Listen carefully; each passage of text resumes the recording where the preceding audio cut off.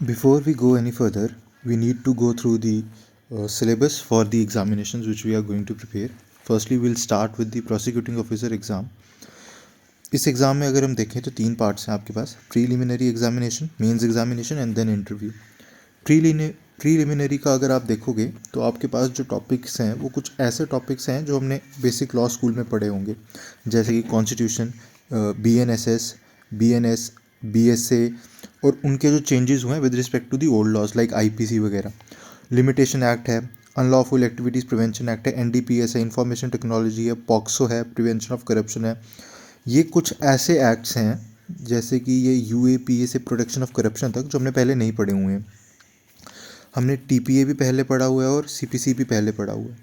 लेकिन एक बात अगर हम ध्यान से देखें, जो CPC का सब्जेक्ट है ये आपके पास मेंस में नहीं है। यानी कि हमें कुछ ऐसा करना है कि इसे हमें सिर्फ उतना ही पढ़ना है कि हम इसे प्री क्लियर कर सकें, है ना। और उसके बाद हमने देखना है जनरल नॉलेज का, करंट अफेयर्स का और लीगल एप्टीट्यूड का। एक इम्पॉर्टेंट बात जहाँ पे जो हमें नोटिस करनी है कि जो 2023 का प्रोसिक्यूटिंग ऑफिसर का एग्ज़ाम हुआ था उसमें ये CSAT का जो एग्ज़ाम था paper 2, it was quite tough. इसकी वजह से बड़ा सारा प्रोटेस्ट हुआ था। बेशक PSC ने ये दोबारा वापस लिए थे एग्ज़ाम, लेकिन फिर भी हमें उसी तरीके का करना है कि हम कोई चांस ना लें। तो हमें CSAT का भी जो है वो अच्छे से ध्यान रखना है। शिफ्टिंग टूवर्ड्स दी मेंस, जब हम मेंस पे जाते हैं तो आपको देखना है कि एक क्वालिफाइंग पेपर भी है इंग्लिश का, जिसमें आपको कॉम्प्रिहेंशन ऑफ लिखनी है पैसेजेस की, प्रेसी राइटिंग है, वोकेबलरी और उनकी यूजेज है और एक शॉर्ट एस्से भी है। और जो मोस्ट इम्पॉर्टेंट, जो हमने कभी भी ध्यान से नहीं पढ़ा है, वो है लीगल ड्राफ्टिंग का। अगर लीगल ड्राफ्टिंग की अगर हम बात करें तो अगर हम देखें इसमें तो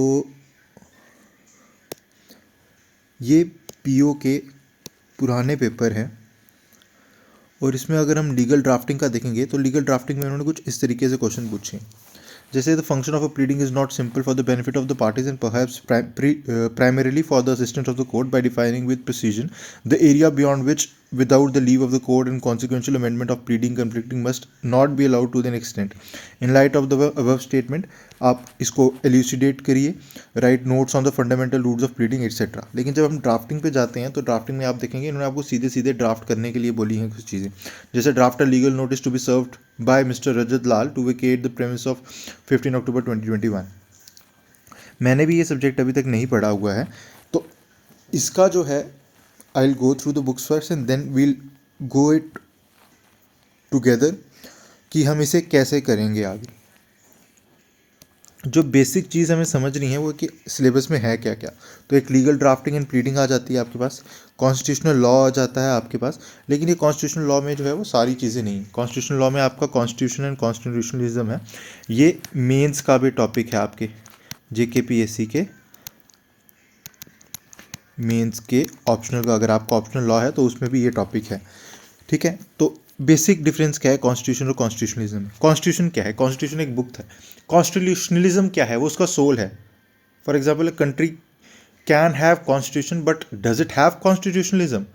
कि पाकिस्तान में क्या आपको लगता है कि कॉन्स्टिट्यूशनलिज्म है, वहाँ पे उसको फॉलो किया जाता है, उसकी सोल जो है वो जिंदा है? नहीं है। हमें सबको पता है वहाँ पे मिलिट्री रूल है। तो ये डिफरेंस आता है बेसिकली कॉन्स्टिट्यूशन और कॉन्स्टिट्यूशनलिज्म में। तो हमें उनके डिस्टिंक्ट फीचर्स वगैरह भी पढ़ने हैं कि कॉन्स्टिट्यूशन के डिस्टिंक्ट फीचर्स क्या हैं, जिसमें आ जाएगा कि लेंदी है, रिटन है, रिजिड और फ्लेक्सिबल का मिक्सचर है। तो ये सब उसके फीचर्स आ जाएंगे। फंडामेंटल राइट्स, मैग्ना कार्टा, ये हम पता है सबसे इंपॉर्टेंट चीज़ होगी। Constitutional position of president with relation to council of ministers, ठीक है। अगर आप इसमें ध्यान से देखेंगे पार्लियामेंट नहीं है, ठीक है। तो हमें पूरा नहीं पढ़ना है पार्लियामेंट को, हमें सिर्फ constitutional position of president relation to council of ministers तक ही पढ़ना है। गवर्नर एंड हिज पावर्स है, इधर भी अगर आप देखें तो स्टेट लेजिस्लेचर की कोई बात नहीं की गई है। अपॉइंटमेंट और ट्रांसफ़र किसकी? हाई कोर्ट और सुप्रीम कोर्ट के जजेस की, ठीक है। स्टेट और सेंटर के उनके बीच का रिलेशनशिप। लोकल बॉडीज़, अब जो ये लोकल बॉडीज़ हैं ये अगर आप देखेंगे तो आपके पास 243 आर्टिकल से स्टार्ट होती हैं मेरे ख्याल से। तो उसमें आपके पास आ जाता है 9A और 9B। उसमें क्या क्या आ जाएगा? पंचायत आ जाएंगी, म्यूनिसिपैलिटीज़ आ जाएंगी और कॉपरेटिव्स आ जाएंगी आपके पास, है ना। और administrative relations between union, state and local bodies, ये एडमिनिस्ट्रेटिव रिलेशंस क्या है? Eminent domain of state property, common property और कम्युनिटी प्रॉपर्टी। फिर आ जाता है आपके पास legislative powers and privileges and immunities. जैसे लेजिस्लेटिव प्रिविलेजेस आ जाते हैं कि अगर कोई भी लेजिस्लेटिव असेंबली में या पार्लियामेंट में कोई भी मेंबर जो है वो कोई भी चीज़ बोलेगा तो उसके ऊपर उस चीज़ के लिए कोई भी लीगल कार्रवाई नहीं होगी, है ना। तो ये उनकी कुछ पावर्स आ जाती हैं। फिर आपके पास इमरजेंसी प्रोविजंस है, अमेंडमेंट ऑफ द कॉन्स्टिट्यूशन है, प्रिंसिपल ऑफ नेचुरल जस्टिस। ये बेसिकली आपके पास जो है ये जो जूरिस्प्रूडेंस का एक टॉपिक है, प्रिंसिपल ऑफ नेचुरल जस्टिस, है ना। तो डेलीगेटेड लेजिस्लेशन, अच्छा डेलीगेटेड लेजिस्लेशंस क्या होती हैं, जैसे जो पार्लियामेंट नहीं बना रही है, यानी कि जो लेजिस्लेचर नहीं बना रही है आपके लिए, तो वो आ जाती है डेलीगेटेड लेजिस्लेशन, है ना। सेपरेशन ऑफ पावर्स आ गई एंड कॉन्स्टिट्यूशनल गवर्नेंस आ गई, judicial review of administrative action आ गया, ऑम्बर्ड्समैन लोकायुक्ता, है ना, जो हमें पता है। अभी फिलहाल न्यूज़ में भी रहा था कि उन्होंने कुछ 4 BMWs वगैरह ख़रीदी थी और उसके ऊपर बड़ी ज़्यादा चर्चा मची थी कि सिर्फ इनके शोशेबाजी में ही जो है वो खर्चा किया जा रहा है, लेकिन ग्राउंड पे कोई काम नहीं है इनका। तो लोकायुक्त और लोकपाल होते कौन है? लोकायुक्त एक बॉडी है जिसमें आप डिसाइड करते हैं कि कौन एक ऐसा बनेगा जो करप्शन के खिलाफ, अन्ना हज़ारे की जो मूवमेंट थी करप्शन के खिलाफ, कोई भी स्टेप वगैरह ले सकता है या नहीं ले सकता है।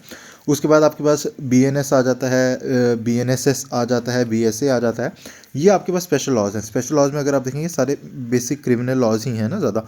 तो क्या आ जाता है? NDPS का है, UAP है, एक्सप्लोजिव्स है, नेशनल सिक्योरिटी है, जम्मू कश्मीर पब्लिक सेफ्टी है, एक्साइज है। उसी तरीक़ा से पॉक्सो आ जाता है, इंफॉर्मेशन टेक्नोलॉजी है, जुनिवाइल जस्टिस है, प्रिवेंशन ऑफ मार्केट है, पब्लिक गैम्बलिंग और एक्सेट्रा, ये ऐसे कुछ आ जाते हैं आपके पास। अच्छा ये क्या है, इधर मैंने ना ऐसे करके एक चार्ट बना दिए है कि मेरे को कितने नोट्स हैं मेरे पास और किस हिसाब से इसको पढ़ना है। तो ये अगर आप भी बना सकते हो तो आप भी बना लीजिए। दूसरा आपके पास आ जाता है केएस के मेंस का। अब जिनका केएस का मेंस नहीं देना है, सिर्फ पीओ तक का है, उनके लिए ठीक है। जिनको देना है तो मैं किस तरीके से जाऊंगा कि मैं GS1 पहले करूंगा, 2 बाद में करूंगा, 3 4 और ऐसे चलूंगा मैं, है ना। ऑप्शनल सब्जेक्ट की अगर हम बात करें, लॉ के ऑप्शनल सब्जेक्ट की, इसमें आपके पास 2 पेपर होंगे, पेपर 1 और पेपर 2। जो पेपर 1 है इसमें आपके पास 2 ही सब्जेक्ट्स हैं, क्या है? कॉन्स्टिट्यूशन है और दूसरा आपके पास क्या है? Public international law. ठीक, कॉन्स्टिट्यूशन और पब्लिक इंटरनेशनल लॉ। जब पेपर 2 आ जाता है आपके पास, इसमें आपके पास सबसे पहले लॉ ऑफ क्राइम्स आ जाता है, प्रिवेंशन ऑफ करप्शन इसमें भी है और प्रोटेक्शन ऑफ सिविल राइट्स भी है इसमें। फिर उसके बाद अगर आप दूसरा देखोगे तो लॉ ऑफ टॉर्ट्स है, मर्केंटाइल लॉज हैं जिसमें सोगा आ जाता है, sales of goods act, partnership है ना। और उसके बाद आपके पास आ जाता है इसके बाद लॉ ऑफ कंट्रैक्ट्स। और उसके बाद आ जाता है आपके पास कंटेम्प्रेरी लीगल डेवलपमेंट, जिसमें आ जाएगी आपके मीडिया ट्रायल्स आ जाएंगी, पब्लिक इंटरेस्ट लिटिगेशन आ जाएगी और उसके बाद इन्वायरमेंटल लॉज आ जाएंगे, IT एक्ट आ जाएगा इसमें। तो हम देखेंगे कि कुछ ना कुछ थोड़े बहुत जो टॉपिक्स हैं इसके हमारे पास जो है वो PO से भी जो है वो क्लैश कर रहे हैं, तो हमें उसमें भी हेल्प मिल जाएगी। तो इसमें मैंने क्या डिसाइड किया है कि मैं हर जो टॉपिक होगा उसको कुछ पर्टिकुलर डेज दूंगा।